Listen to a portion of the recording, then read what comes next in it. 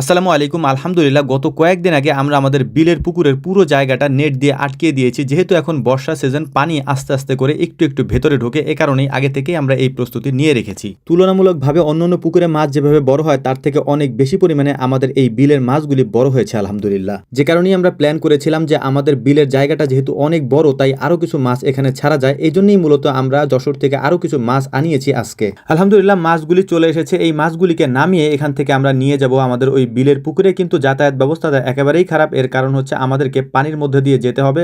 মাছগুলিকে পানির মধ্যে দিয়ে নিয়ে যাওয়া একটু কঠিন, কারণ এই মাছগুলিকে যখন পানির মধ্যে দিয়ে আমরা নিচ্ছিলাম তখন কয়েকটা মাছ লাফিয়ে এই বিলের মধ্যে, মানে উন্মুক্ত বিলের মধ্যে পড়ে যাচ্ছিল আমরা পুকুরে নেওয়ার আগেই। যাই হোক, 4 মণ মাছের মধ্যে 4-5টা মাছ পড়তেই পারে, এটা খুবই স্বাভাবিক একটা ব্যাপার। আলহামদুলিল্লাহ আমরা বাকি মাছগুলিকে খুব সুন্দরভাবে পুকুরের পাড়ে নিয়ে এসেছি। এখন এই মাছগুলিকে আমরা ছেড়ে দেবো এই বিলের পুকুরের মধ্যে। এই পুকুরে যখন আমরা প্রথম মাছ ছেড়েছিলাম তার আগে এই পুকুর পরিষ্কার করার সময় আমরা এখান থেকে সমস্ত কচুরিপানাগুলি উঠিয়ে ফেলেছিলাম এবং পুরো জায়গাটাকে পরিষ্কার করে ফেলেছিলাম। কিন্তু দেখতে দেখতে এই কচুরিপানা এক সাইড দিয়ে আবারও ভরে গিয়েছে, সেটাই আমরা পরিষ্কার করে মাছগুলিকে ছাড়ার চেষ্টা করছিলাম। কিন্তু এখানে যদি আমরা এই ছোট মাছগুলি ছাড়ি তাহলে ওরা এখান থেকে ফুট দিতে পারে না। এই কারণে আমরা ওই সাইডে গিয়ে পরিষ্কার পানিতে মাছগুলিকে ছাড়ার চেষ্টা করছিলাম। এটা যদিও বিল, কিন্তু এটা উন্মুক্ত জলাশয় না, অর্থাৎ এখানে বাহির থেকে পানি অথবা বাহির থেকে কোনো খাবার প্রবেশ করার কোনো সুযোগ নেই। এখানে পর্যাপ্ত পরিমাণে খাবার রয়েছে, যে কারণে আমাদের গ্রাস কাপ মাছ এবং অন্যান্য মাছগুলি বেশ বড় হয়ে গিয়েছে। এই জায়গাটাতে প্রচুর পরিমাণে প্রাকৃতিক খাবার রয়েছে, যে কারণে আমাদের খাবার পরিমাণও অনেক বেশি দিতে হয় না। অল্প পরিমাণে খাবার এই মাছগুলি অনেক বড় হচ্ছে আলহামদুলিল্লাহ। তারপরেও খাবারের সাথে মাঝে মাঝে আমরা জিঙ্ক এবং ভিটামিনটা দেওয়ার চেষ্টা করি, যাতে করে মাছের গ্রোথটা ভালো থাকে।